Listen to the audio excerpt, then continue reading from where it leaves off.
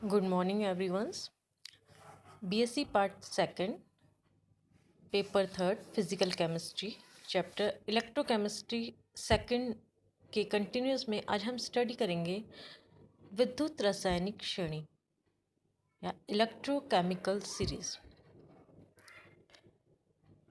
आप सबको पता है कि कोई इलेक्ट्रोड हाफ सेल रिएक्शन में यदि इलेक्ट्रॉन को डोनेट करता है तो उसका जो पोटेंशियल होगा वो होगा ऑक्सीडेशन पोटेंशियल, और यदि इलेक्ट्रॉन को एक्सेप्ट करता है तो उसका जो पोटेंशियल होगा वो रिडक्शन पोटेंशियल होगा।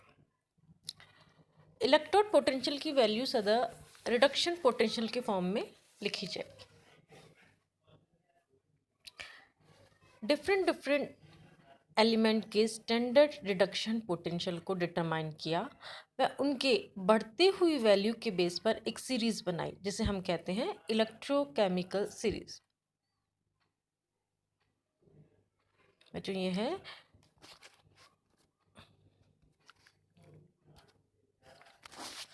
यहाँ एलिमेंट,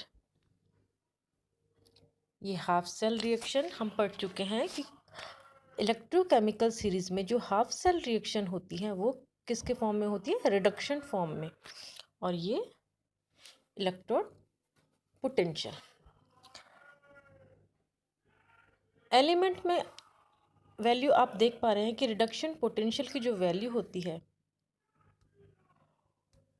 वो इंक्रीजिंग ऑर्डर में है, यानी लिथियम की सबसे कम होगी और सबसे ज़्यादा होगी फ्लोरीन की।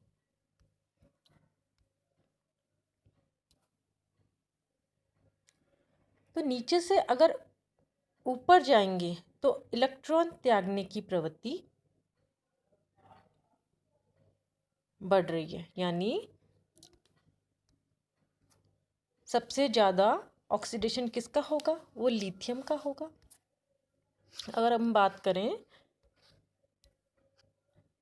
सीरीज में नीचे से ऊपर जाने पे तो ऑक्सीकृत होने की प्रवृत्ति नीचे से ऊपर जाने में इंक्रीज हो रही है। अपचायक के फॉर्म में प्रबलता कहाँ से बढ़ रही है, नीचे से ऊपर की ओर। इसी तरह सीरीज में ऊपर से नीचे आ रहे हैं, हम ऊपर से नीचे आ रहे हैं तो क्या क्या इंक्रीज हो रहा है, इलेक्ट्रॉन ग्रहण करने की प्रवृत्ति।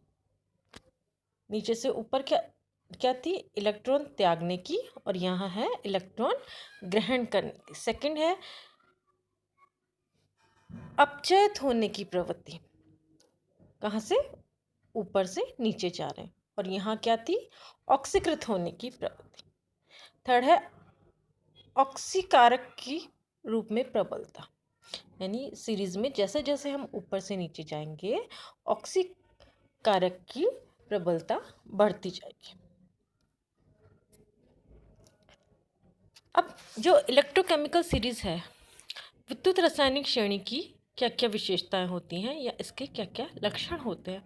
Important characteristic of electrochemical series.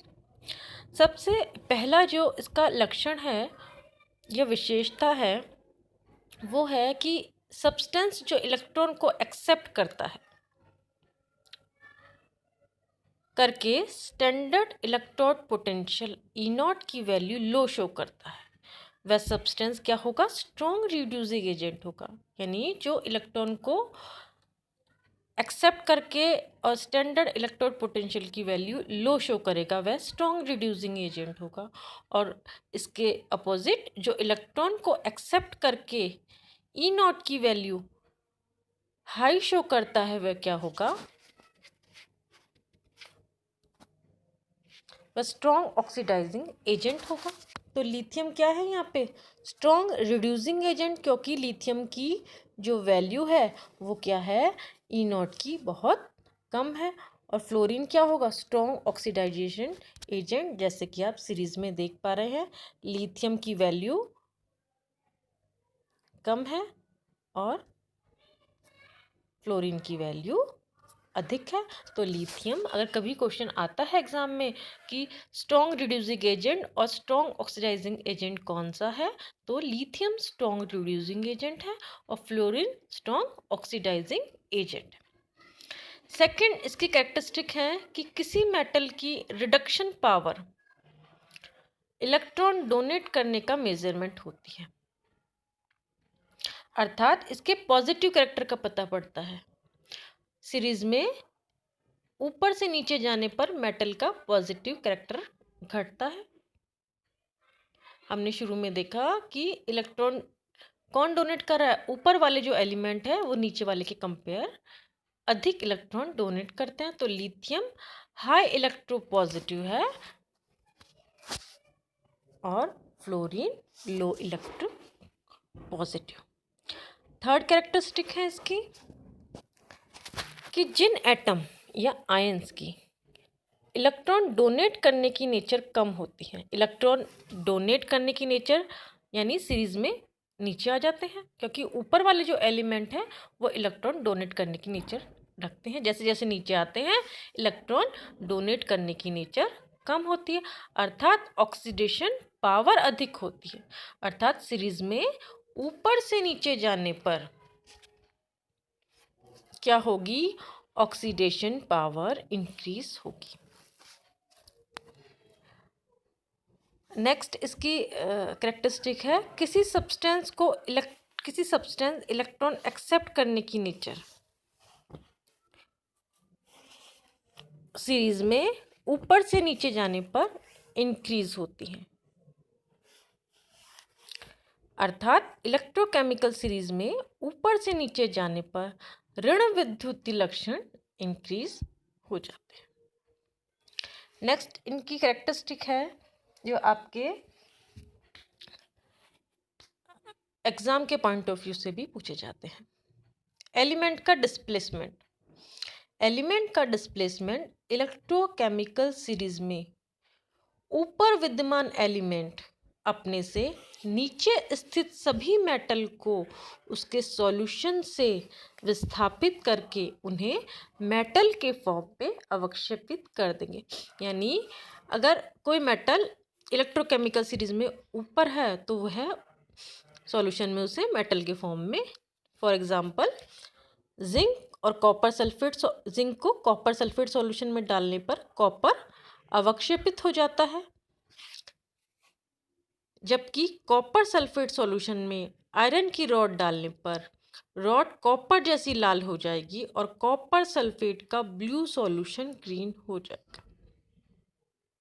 जो इलेक्ट्रोकेमिकल सीरीज में ऊपर से नीचे आसानी से इलेक्ट्रॉन एक्सेप्ट करके एलिमेंट को सॉल्यूशन से विस्थापित कर देगा। ब्रोमीन आयोडीन को, क्लोरीन ब्रोमीन व आयोडीन को विस्थापित कर देगा। यानी हम ये कह सकते हैं कि अगर इलेक्ट्रोकेमिकल सीरीज में ऊपर एलिमेंट है तो वो नीचे वाले को अवक्षेपित कर देगा। नेक्स्ट इसकी एप्लीकेशन है कि जिस एलिमेंट का स्टैंडर्ड इलेक्ट्रोड पोटेंशियल की वैल्यू अधिक नेगेटिव होगी उस एलिमेंट की डाइल्यूट सॉल्यूशन से H2 गैस फ्री करने की नेचर उतनी ही अधिक होगी। यानी जिसका स्टैंडर्ड इलेक्ट्रोड पोटेंशियल की वैल्यू नेगेटिव होगी वह डाइल्यूट सॉल्यूशन से H2 गैस फ्री करने की नेचर, यानी सोडियम, अगर एग्जांपल ले हम लोग सोडियम मैग्नीशियम जिंक को डाइल्यूट सॉल्यूशन से रिएक्शन कर H2 गैस फ्री करेंगे, लेकिन copper silver iron dilute solution से रिएक्शन कर H2 गैस फ्री नहीं करेंगे, क्योंकि सोडियम मैग्नीशियम और जिंक सीरीज में ऊपर आते हैं और कॉपर सिल्वर आयरन सीरीज में नीचे आते हैं।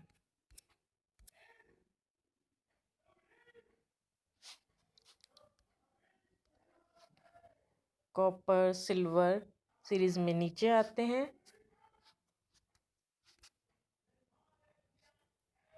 और